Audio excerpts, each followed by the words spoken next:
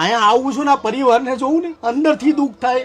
ઘણી વસ્તુ બોલી નથી શકતો, આ વેદના બોલે. હલો નમસ્કાર, જય શ્રી કૃષ્ણ. હું છું તમારો પ્રિય ખજૂરભાઈ. વિડીયો ચાલુ કરતા પહેલા એક વાત કહી દઉં કે એક વિડીયો છે, બેન છે અને એના બે નાના બાળકો છે. લાખો લોકોએ આ વિડીયો મને મોકલ્યો છે. તમે મને એક ખજૂરભાઈ નો કોન્ટેક્ટ કરાવી દો તો પછી તમારો બહુ આભાર થાય. ખોટું નહીં, મહેરબાની કરીને કોઈક કોન્ટેક્ટ કરો અને મને મદદ કરો. મને એક મકાન બનાવડાવી દો તો હું મકાનમાં વહી જાઉં. અહીં ભાડો નથી પડતું. એમનું ઘર બનાવવા માટેની રિક્વાયરમેન્ટ હતી એટલે ત્યાં જાઉં છું. વિડીયો ચાલુ થાય પેલા કહી દઉં કે આ ઘર મારા ખર્ચે હું બનાવું છું. તમે મને પ્રેમ આપવા માંગો છો તો મારું જે ખજૂરભાઈનું શુદ્ધ સિંગતેલ છે બને એટલું તમારા ઘર માટે વાપરો. જેટલી મારી માતા છે, જેટલી મારી બહેનો છે, તમામને કહું છું. એટલે આપણે સુરતમાં જઈએ છીએ, બેનને મળીએ છીએ. ઓલા એક બેન મંજુલા બેન, ઓય 330 નંબર ક્યાં છે? આગળ છે ને? ઓકે, અહીંયા જાઉં છું, ત્યાં જાઉં. હાલો ત્યાં મળીએ. મજામાં? જય માતાજી, જય માતાજી, જય માતાજી. પછી આરામથી પાડી આપણે. જય માતાજી બધાને. કેમ છો? મજામાં?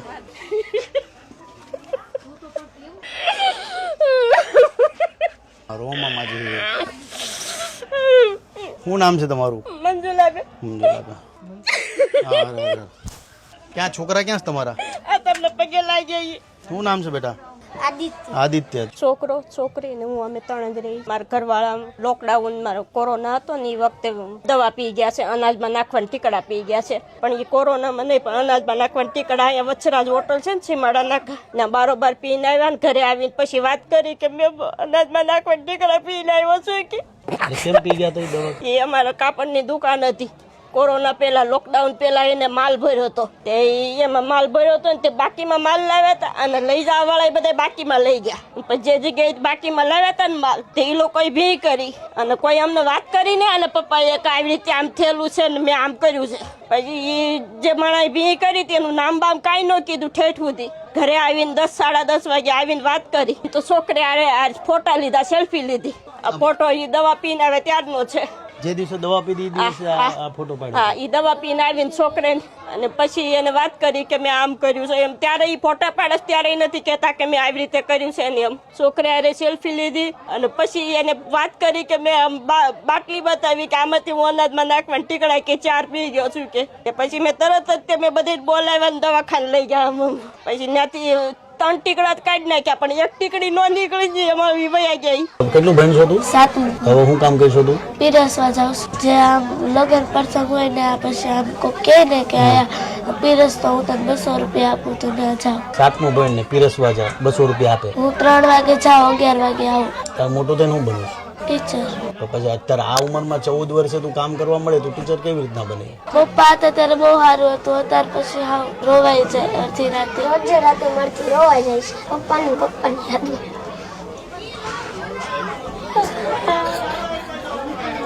બેટા રોમા બેટા.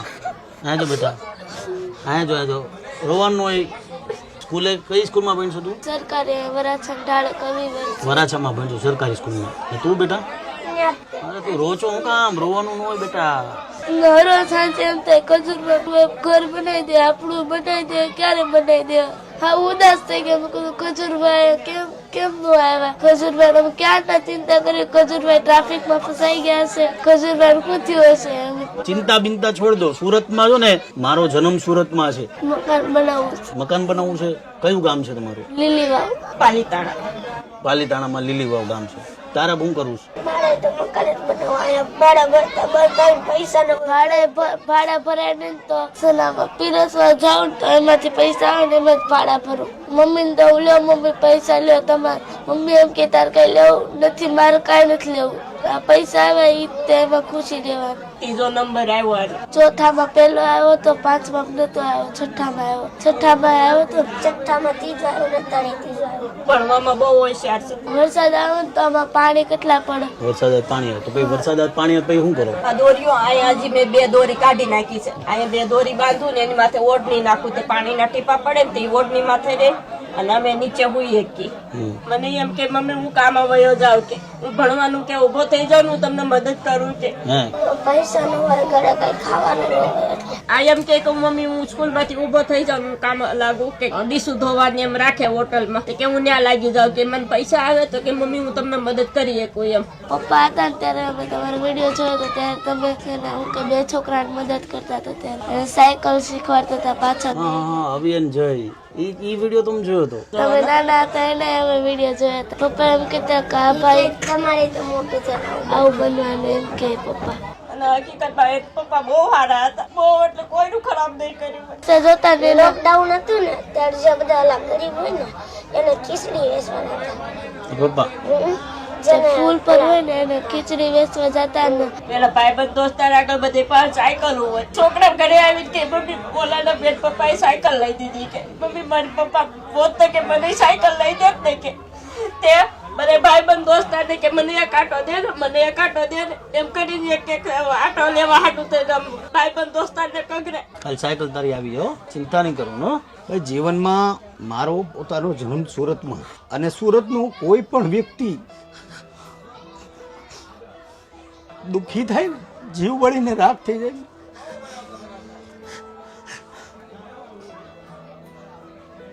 બે નાના છોકરા પોતાના જીવનમાં કેટલો સંઘર્ષ કરે. એટલે આવા લોકોને જરૂર છે.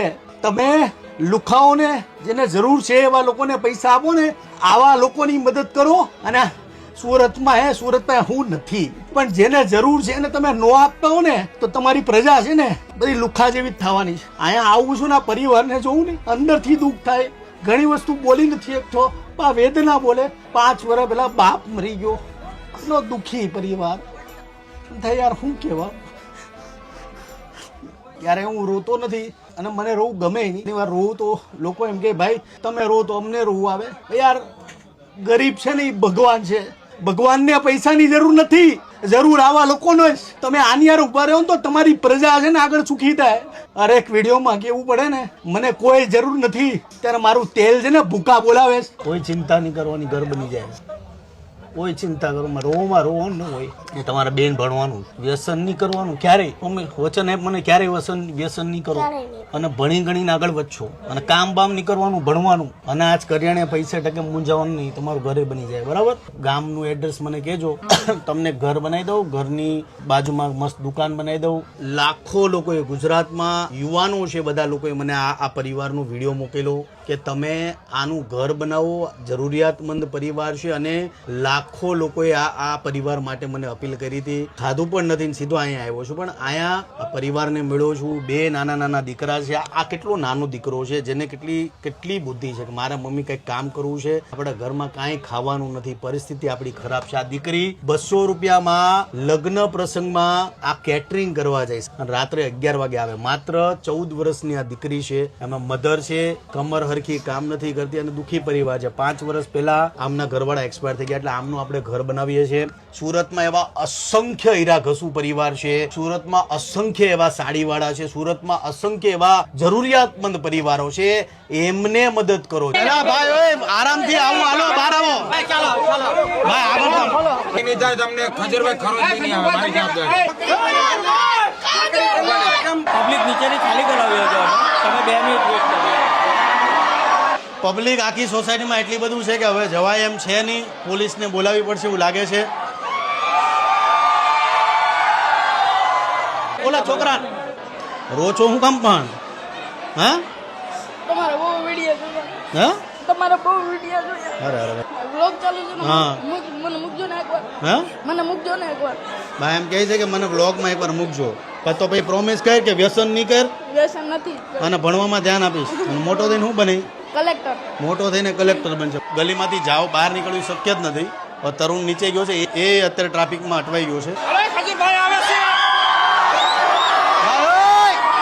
ભાઈ મને જવા દો, અહીંથી જવા દો. અત્યારે સિચ્યુએશન એટલી ટાઈટ છે, પબ્લિક બહુ છે બહાર. સુરતનો પ્રેમ છે આ. હવે અત્યારે પોલીસને બોલાવે છે, પોલીસ આવે પછી અહીંથી નીકળીએ આપણે શાંતિથી. એટલે આ દિલથી આભાર સુરતનો કે જ્યારે સુરતમાં આવું છું બહુ પ્રેમ આપે છે. આવે છે પોલીસ, આવે છે, પોલીસ આવી ગઈ. સાઈડ પર રહ્યો બધા. સોસાયટીના પ્રમુખ છે અને આવી સિચ્યુએશનમાં આ મને ઘરે ચા પીવા લઈ જાય છે. 1 કલાકથી આ પોલીસ વાળાને કેવું છે બિંદાસ, બિંદાસ.